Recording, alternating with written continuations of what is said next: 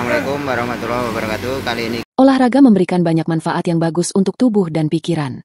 Namun, setiap kegiatan yang melibatkan fisik mengandung risiko. Begitu juga dengan olahraga. Jika kamu tidak berhati-hati, kurang pemanasan, atau terlalu memaksakan diri, cedera karena olahraga akan mengintai performamu. Billahi tawakkaltu ala Allah. Kalau sudah cedera, rasanya tidak menyenangkan. Kamu terpaksa duduk beristirahat atau diharuskan menggunakan alat bantu, seperti tongkat atau kursi roda, dalam aktivitas sehari-hari.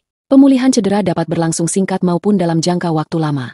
Bagi sebagian orang, masa pemulihan cedera bisa menjadi kesempatan untuk merencanakan dan mempersiapkan diri sebelum kembali turun ke lapangan atau lintasan.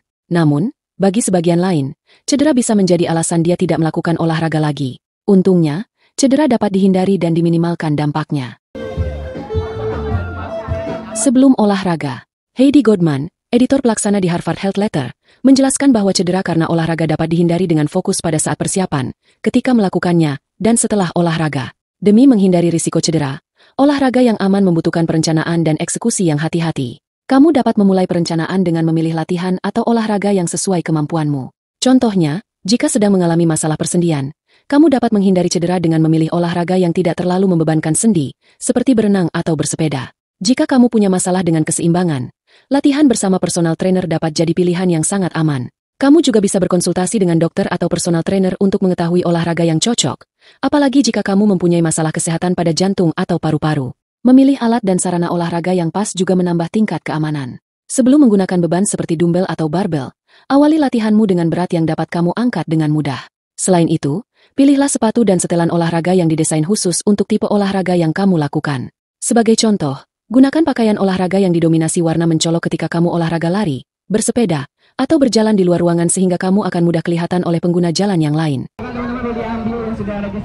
Ketika olahraga, selama melakukan exercise atau gerakan olahraga, kamu dapat mengikuti panduan sederhana untuk menghindari cedera karena olahraga dari Heidi Goldman, sebagai berikut. Pertama, mulailah dengan pemanasan. Pemanasan membantu tubuh untuk mengalirkan darah penuh oksigen dan kaya nutrisi ke seluruh otot-ototmu, karena pemanasan membuat detak jantung dan pernafasan jadi meningkat. Otot yang dialiri oleh darah akan membuatnya lebih mudah beradaptasi sehingga menghindari cedera karena olahraga. Pemanasan yang simpel dapat dilakukan dengan gerakan jalan di tempat sembari mengayunkan kedua tangan beberapa kali. Kedua, pelajari cara yang benar untuk melakukan gerakan. Lakukan setiap gerakan dengan posisi dan postur badan yang benar. Jangan mengorbankan postur tubuh hanya karena ingin mengangkat beban yang lebih berat atau latihan terburu-buru. Ketiga, tingkatkan volume, intensitas, dan frekuensi secara perlahan. Kamu dapat menambah level olahraga dengan menambahkan gerakan yang kompleks atau beban yang lebih berat.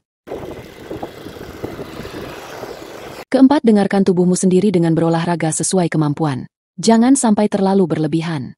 Jangan memaksa berolahraga ketika sakit atau kecapaian setelah overtraining. Kelelahan dapat meningkatkan faktor risiko cedera karena olahraga. Ingat, sendi yang sakit seharusnya bukanlah hasil dari olahraga. Jika sendi sakit, sebaiknya kamu segera beristirahat untuk menghindari cedera. Kelima, pastikan tubuh terhidrasi selama olahraga, terutama di kondisi cuaca terlalu cerah dan lembab. Jika kamu berolahraga dengan keras dan penuh keringat selama lebih dari 1 jam, kamu mungkin membutuhkan minuman yang memiliki fungsi mengganti cairan dan mengandung elektrolit esensial. Namun, jangan lupa fakta bahwa jenis minuman ini memiliki kalori yang cukup tinggi. Jadi, jangan terlalu banyak minumnya, ya. Hubungi dokter atau nomor gawat darurat jika kamu mengalami pusing, merasa akan pingsan, nyeri di dada, atau napas memendek secara signifikan dan dalam waktu lama.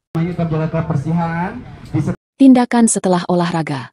Lakukan pendinginan setiap kali selesai berolahraga sekitar 5-10 menit. Pendinginan berfungsi untuk mencegah kram otot dan kepala pusing, melambatkan pernapasan, dan menurunkan detak jantung. Cara mudah untuk pendinginan adalah berjalan sekeliling atau jalan di tempat dengan pelan sampai kamu merasa detak jantung dan pernapasan kembali normal. Perhatikan apakah kamu merasa sakit pada bagian otot. Kesakitan yang mulai terasa 12-24 jam setelah berolahraga adalah hal yang normal. Jika sakit otot terasa semenjak awal olahraga dan seterusnya, lalu bertahan hingga 1 atau 2 minggu kemudian, kamu sebaiknya menghubungi dokter. Yang perlu diingat adalah jangan berolahraga terlalu keras dan terlalu sering. Olahraga secara berlebihan dapat menyebabkan cedera seperti masalah tulang belakang, nyeri punggung, otot kaku, sakit sendi, serta radang tendon dan ligamen. Sebaliknya, jika kamu sudah berminggu-minggu atau berbulan-bulan tidak olahraga, kamu sebaiknya memulai lagi dengan gerakan yang ringan dan waktu yang singkat. Latihan kardio dengan intensitas rendah adalah pilihan yang tepat.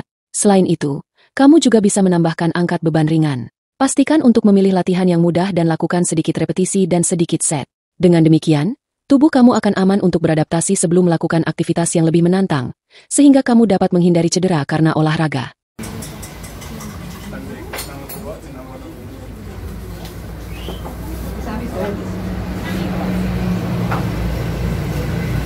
Ini nasi cempe. Si cempe khas Wonogiri. Itu mana kok?